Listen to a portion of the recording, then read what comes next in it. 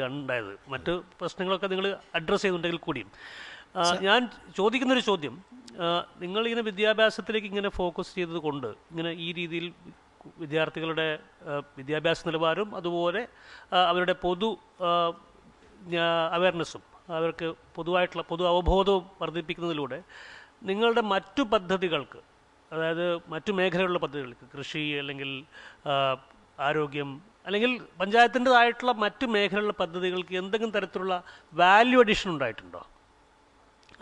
അത് കാരണം എന്തെങ്കിലും മറ്റ് പദ്ധതികളിലും ഇതിൻ്റെ ഗുണം വരുന്നുണ്ടോ? മറ്റു മേഖലയിലേക്ക് വരാൻ എന്ന് സാർ, 2006 ഈ പദ്ധതിയുടെ തുടക്കം. വിദ്യാഭ്യാസ രംഗത്തേക്കുള്ള ഞങ്ങളുടെ ഈ പദ്ധതിയുടെ തുടക്കം മറ്റ് കാർഷിക വ്യാവസായിക മറ്റു മേഖലകളിലേക്ക് അതിൻ്റെ ഒരു മാറ്റം കാണാനുള്ള സമയം എടുക്കുന്നേ ഉള്ളൂ സാർ. ഈ ഒരു ഇതിലേക്ക് ഞങ്ങൾ പോകാനുള്ള കാര്യം, മഹാഭൂരിപക്ഷം വരുന്ന സാധാരണക്കാർ, ഈ സാധാരണക്കാർ അടക്കം പൊതുവിദ്യാലയങ്ങളിൽ നിന്ന് വിത്ഡ്രോ ചെയ്യുന്നുണ്ട് എന്ന ഒരു തിരിച്ചറിവ് ഞങ്ങൾ ബോധ്യപ്പെടുക. അപ്പോൾ ഈ പൊതുവിദ്യാലയങ്ങൾ നശിക്കുകയും പൊതുവിദ്യാഭ്യാസം ഇല്ലാതാവുകയും ചെയ്യുകയാണെങ്കിൽ അത് രാജ്യത്തിനല്ല ഭീകരമായ ഒരു അവസ്ഥ ഉണ്ടാക്കും എന്ന് മനസ്സിലാക്കിയതിൻ്റെ അടിസ്ഥാനത്തിലാണ് ഈ ഒരു പ്രോജക്റ്റ് ഞങ്ങൾ തിരഞ്ഞെടുക്കേണ്ട പ്രധാനപ്പെട്ട കാര്യം. എങ്ങനെ ഉണ്ടായിരുന്നു? എല്ലാ കാര്യങ്ങളൊക്കെ പറയാൻ സാധിച്ചോ? അവിടെ സ്കൂളുകളിൽ ചെയ്യുന്ന പദ്ധതികളെക്കുറിച്ച് സംതൃപ്തരാണ്. തീർച്ചയായും വളരെ നല്ലൊരു കാര്യം. അങ്ങനെയൊക്കെ കേൾക്കുമ്പോഴത്തേക്കാണ് ഞങ്ങൾക്കും ഒരു സന്തോഷം വരിക. എന്തായാലും ജഡ്ജസ് സംതൃപ്തരാണോ എന്ന് നമുക്കിനി അറിയേണ്ടിയിരിക്കുന്നു. പ്രസിഡന്റ് ഹാപ്പിയാണ്. കൊടിയത്തൂരിലെ കുട്ടികളും ഹാപ്പിയാണ് എന്നാണ് കാണുന്നത്. 15-ൽ 13.5 മാർക്ക്. 13 മാർക്ക് 15-ൽ 10-ൽ 7.5. 10-ൽ 8.5. കോഴിക്കോട് ജില്ലയിലെ കൊടിയത്തൂരിന് 60-ൽ 51 മാർക്സാണ് ലഭിച്ചിരിക്കുന്നത്. RVG മാഷ് പറഞ്ഞ പോലെ കൊടിയത്തൂരിലെ കുട്ടികളും കൊടിയത്തൂരിലെ പ്രതിനിധികളും ഇപ്പോൾ ജഡ്ജസും എല്ലാവരും ഹാപ്പി ആയിട്ടിരിക്കുകയാണ്. അതുകൊണ്ട് തീർച്ചയായും ഇതിൽ നിങ്ങൾക്ക് സന്തോഷം തോന്നുന്നുണ്ടെങ്കിൽ നിങ്ങളും ഇവർക്ക് SMS അയക്കുക. SMS അയക്കേണ്ട format GKE space KDTR space 10-ൽ നിങ്ങൾ നൽകുന്ന മാർക്സ് 537252 എന്ന നമ്പറിലേക്ക് അയക്കുക. നമ്മളിനി ആലപ്പുഴ ജില്ലയിലെ പാലമേൽ ഗ്രാമപഞ്ചായത്തിലേക്കാണ് പോകുന്നത്.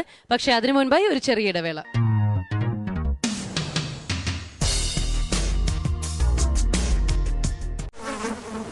വേണ്ട നമുക്കിനി രോഗങ്ങൾ വ്യാധികൾ, വേണ്ടേ നമുക്കി കൊതുകിന്റെ താണ്ഡവം.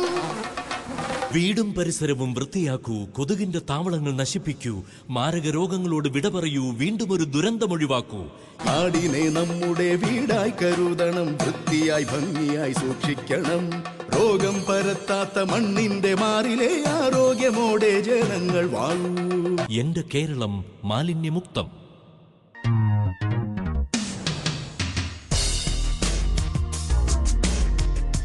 സാക്ഷരത എന്നാൽ അക്ഷരം പഠിക്കലാണെന്ന് എല്ലാവർക്കും അറിയാം. എന്നാൽ രക്തസാക്ഷരത എന്ന് കേട്ടിട്ടുണ്ടോ? ഒരു ഗ്രാമത്തിലെ മുഴുവൻ ജനങ്ങളും തങ്ങളുടെ രക്തഗ്രൂപ്പിനെ കുറിച്ച് ബോധവാന്മാരാവുകയാണ് ആലപ്പുഴ ജില്ലയിലെ ഒരു ഗ്രാമപഞ്ചായത്തിൽ. ഇത് മാത്രമല്ല, മറ്റുള്ളവർക്ക് മാതൃകയാവുന്ന നിരവധി പദ്ധതികൾ ഈ പഞ്ചായത്തിന് മുന്നോട്ട് വയ്ക്കാനുണ്ട്. നമുക്ക് സ്വാഗതം ചെയ്യാം ആലപ്പുഴ ജില്ലയിലെ പാലമേൽ ഗ്രാമപഞ്ചായത്തിനെ.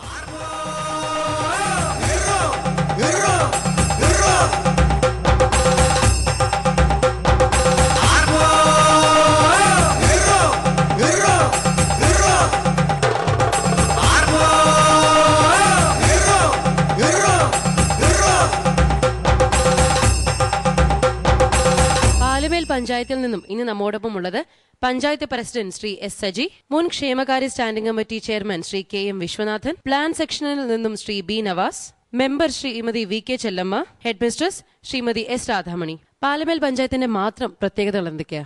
ആലപ്പുഴ ജില്ലയുടെ തെക്ക് കിഴക്കായി കൊല്ലം ജില്ലയോടും പത്തനംതിട്ട ജില്ലയോടും ചേർന്ന് കിടക്കുന്ന ഒരു കാർഷിക ഗ്രാമമാണ് പാലമേൽ ഗ്രാമപഞ്ചായത്ത്. ഇവിടെ ഏറെയും കർഷകരാണ് അധിവസിക്കുന്നത്. കശുവണ്ടി മേഖലയിൽ പണിയെടുക്കുന്ന കുറച്ച് തൊഴിലാളികളുണ്ട്. ഒരു കാർഷിക ഗ്രാമം എന്നുള്ളതാണ് ഗ്രാമപഞ്ചായത്തിൻ്റെ പ്രത്യേകത. പാലമേലിന്റെ പ്രധാന വികസന മാതൃകകൾ എന്തൊക്കെയാണ്? നിരവധി പദ്ധതികൾ, നൂതനവുമായിട്ടും മാതൃകാപരമായിട്ടുള്ള പദ്ധതികൾ കഴിഞ്ഞ 4-4.5 വർഷക്കാലമായി ഈ ഗ്രാമപഞ്ചായത്തിന് ഏറ്റെടുത്ത് വിജയകരമായി നടപ്പിലാക്കാൻ വേണ്ടി കഴിഞ്ഞിട്ടുണ്ട്. അതിൽ പ്രധാനപ്പെട്ട ചില പദ്ധതികൾ മാത്രം ഇവിടെ പങ്കുവയ്ക്കാനാണ് ഞങ്ങൾ ഉദ്ദേശിക്കുന്നത്. അതിലൊന്ന് പ്രധാനമായും ഞങ്ങളുടെ ഒരു കാർഷിക ഗ്രാമം എന്ന് ഞാൻ സൂചിപ്പിച്ചു. ഈ ഗ്രാമത്തിലെ തരിച്ചു കിടന്നിട്ടുള്ള മുഴുവൻ പാടശേഖരവും നികത്തൽ ഭീഷണി ഭയങ്കരമായി അതിജീവിച്ചുകൊണ്ട് വലിയ ചെറുത്തുനിൽപ്പുകൾ സംഘടിപ്പിച്ചുകൊണ്ട് ആ പാടങ്ങളാകെ പിടിച്ചെടുത്ത് അല്ലാതെ കർഷകനെ സ്വമേധയാ തയ്യാറാക്കിയും കൊണ്ട് സമ്പൂർണ്ണമായി തരിശുരഹിതമാക്കി ഈ പാടങ്ങളിൽ നെൽകൃഷി ഇറക്കുവാനും അതേപോലെ തന്നെ കരയ്ക്ക് ഒരു വീട്ടിലിരുവാഴ, ഹരിതമുറ്റം തുടങ്ങിയ ചില പദ്ധതികളിലൂടെ വൻ മുന്നേറ്റമുണ്ടാക്കുകയും ചെയ്യുക എന്നുള്ള രൂപത്തിൽ തരിശ് രഹിത ഗ്രാമം എന്ന പദ്ധതി. മറ്റ് ഒന്ന്, സർക്കാർ വിദ്യാലയങ്ങളെ, പൊതുവിദ്യാലയങ്ങളെ മികച്ച അക്കാഡമിക് നിലവാരവും ഭൗതിക സാഹചര്യവും ഉള്ളതാക്കി മാറ്റി തീർത്തുകൊണ്ട് കുട്ടികളെ സാമൂഹ്യ ജീവികളാക്കി മാറ്റത്തക്ക രൂപത്തിലൊരു വിദ്യാഭ്യാസ ക്രമത്തിന് രൂപം നൽകിക്കൊണ്ട് നടപ്പിലാക്കുന്ന പുതുവെളിച്ചം എന്ന സമഗ്ര വിദ്യാഭ്യാസ പദ്ധതി. അതേപോലെ തന്നെ എല്ലാ പഞ്ചായത്തിലെ മുഴുവൻ ആളുകളുടെയും രക്തഗ്രൂപ്പുകൾ നിർണ്ണയിച്ച് അവരവരുടെ രക്തഗ്രൂപ്പുകൾ ഏതെന്ന് അവരവർക്ക് തന്നെ മനസ്സിലാവുകയും അതേപോലെ തന്നെ കൂടുതൽ ആളുകൾക്ക് രക്തം കൊടുക്കുവാൻ സന്നദ്ധരുള്ള ആളുകളെ പെട്ടെന്ന് തന്നെ തിരിച്ചറിയത്തക്ക രൂപത്തിൽ രക്തഗ്രൂപ്പ് നിർണ്ണയിച്ച് ഡയറക്ടറി പുറത്തിറക്കുകയും ചെയ്ത രക്തസാക്ഷര ഗ്രാമം.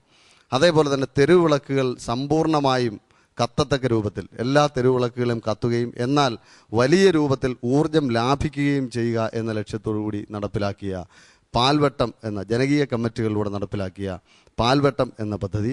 ഏറ്റവും ശ്രദ്ധേയമായി ഈ പഞ്ചായത്ത് ഓഫീസ് അഴിമതി വിമുക്തമായിട്ടും സുഗമമായിട്ടും കാര്യങ്ങൾ നടക്കുന്നതിന് വേണ്ടി നടപ്പിലാക്കിയിട്ടുള്ള സുഗമം സുതാര്യം പദ്ധതി തുടങ്ങിയിട്ടുള്ള, അതേപോലെ തന്നെ അതിജീവനം എന്ന പേരിൽ ഞങ്ങൾ നടപ്പിലാക്കിയ ഒരു പദ്ധതി. ഒരിക്കൽ നൂർനാട് എന്ന് പറയുന്ന പ്രദേശം കളങ്കിതമായ ആത്മഹത്യക്ക് ഏറ്റവും കൂടുതൽ ആളുകളുടെ പ്രദേശമെന്ന ഒരു കളങ്കിതമായ പേര് സമ്പാദിച്ചിരുന്നതാണ്.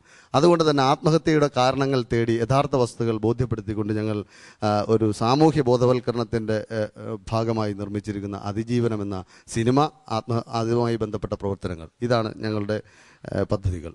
ഒട്ടേറെ പദ്ധതികളെ കുറിച്ച് ഇവർക്ക് പറയാനുണ്ട്. നമുക്ക് ചർച്ചയിലേക്ക് കടക്കുന്നതിന് മുൻപായി ഇതിന്റെ ദൃശ്യങ്ങൾ കണ്ടിട്ട് മടങ്ങിയെത്താം.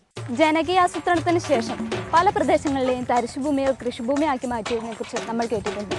എന്നാൽ പാലമേൽ പഞ്ചായത്തിലെ തരിശുഭൂമികൾ കൃഷിഭൂമിയാക്കി മാറ്റിയതിന് പിന്നിൽ ഒരു പ്രതിരോധത്തിന്റെ കഥയാണ് പറയാനുള്ളത്. പാലമേൽ ഗ്രാമപഞ്ചായത്ത് മലകളും നിലങ്ങളും സമതലങ്ങളും ചേർന്ന ഒരു കാർഷിക ഗ്രാമമാണ്. കാർഷിക പ്രതിസന്ധിയും തൊഴിലാളി ക്ഷാമവും വിളകളുടെ വിലയിടവും ഒക്കെ കാരണം കർഷകർ കൃഷിയിൽ നിന്ന് പിന്തിരിയുകയും ഏക്കറുകളോളം വയലുകളും കരകളും തരിശാവുകയും ചെയ്തു.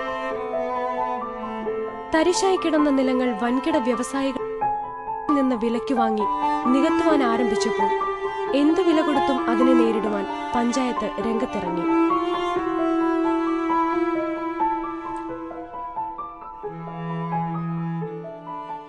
വർഷങ്ങൾക്ക് മുമ്പ് തരിശായി കിടന്നിരുന്ന ഈ 250 ഏക്കർ ഭൂമി ഒരു സ്വകാര്യ വ്യക്തി വിലയ്ക്ക് വാങ്ങി.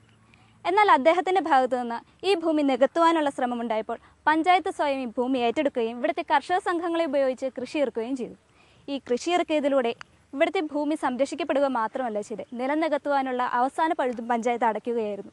ഒരു 12 വർഷത്തിന് ആയി ഇവിടെ കൃഷി നടത്താൻ ഇങ്ങനെ തരിശായി കിടക്കുകയായിരുന്നു. പിന്നെ ഈ വർഷം പഞ്ചായത്തിൽ നിന്ന് വിടവ് എല്ലാം വഴി തന്നു, വിത്തും വളമൊക്കെ തന്നു. ഞങ്ങൾ കുറേ പേര് അങ്ങനെ ഒരു ശ്രമം കൊണ്ട് പഞ്ചായത്തിൻ്റെ ആ മുൻകൈ എടുത്തായപ്പോൾ കൃഷി തുടങ്ങിയത്.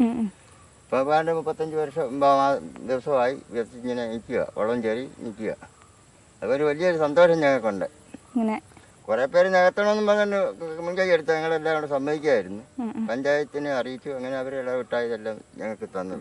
പാലമേൽ പഞ്ചായത്തിന്റെ നേതൃത്വത്തിൽ കഴിഞ്ഞ 3 വർഷമായി ഇവിടുത്തെ കർഷക സംഘങ്ങൾ ചേർന്ന് കഠിനാധ്വാനം ചെയ്തതിന്റെ ഫലമാണ് ഇപ്പോൾ ഈ പാടശേഖരം ജീവസുറ്റതായിരിക്കുന്നത്. ഈ മോട്ടോർ മുമ്പ് തന്നെ പാടശേഖര സമിതിക്ക് കൈമാറിയിരുന്നെങ്കിലും തരിശുഭൂമി കൃഷിയോഗ്യമാക്കുന്നതിന്റെ പ്രവർത്തനങ്ങളുടെ ഭാഗമായാണ് മോട്ടോർ ഇവിടെ ഫിറ്റ് ചെയ്തത്. അതിനുശേഷം ഇതിന് വൈദ്യുതി എത്തിക്കാൻ വേണ്ടി ഈ ട്രാൻസ്ഫോമർ ഇവിടെ സ്ഥാപിച്ചു.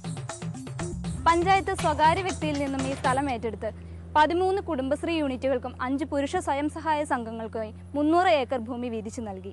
കൃഷി ചെയ്യാൻ താല്പര്യമില്ലാത്ത ആളുകളിൽ നിന്നും കൃഷി ഒരു ജീവനോപാധിയും ആവേശവുമായി കാണുന്ന കർഷകരിലേക്ക് ഭൂമി എത്തിക്കുകയായിരുന്നു പഞ്ചായത്ത്. തരിശുഭൂമിയായി കിടന്നിരുന്ന ഈ പാടശേഖരം ഒരുപക്ഷെ നികത്തപ്പെട്ട് നഗരത്തിന്റെ ഭാഗമായി മാറിയേക്കുമായിരുന്നു. എന്നാൽ പാലമേൽ പഞ്ചായത്തിന്റെ നേതൃത്വത്തിലുള്ള പ്രക്ഷോഭങ്ങൾ ഒന്നുകൊണ്ട് മാത്രമാണ് തരിശുഭൂമി ഇന്ന് കൃഷിഭൂമിയായി മാറിയത്. പാലമേൽ പഞ്ചായത്ത് ഭക്ഷ്യസുരക്ഷയ്ക്കും തൊഴിലില്ലായ്മയ്ക്കും ഒരു പരിഹാരം കാണുക മാത്രമായിരുന്നു. വയലുകൾ നികത്തി ബിൽഡിങ്ങുകളും മറ്റും വയ്ക്കുന്ന സംസ്കാരത്തിനുള്ള ഒരു തിരിച്ചടി കൂടിയായിരുന്നു ഇത്.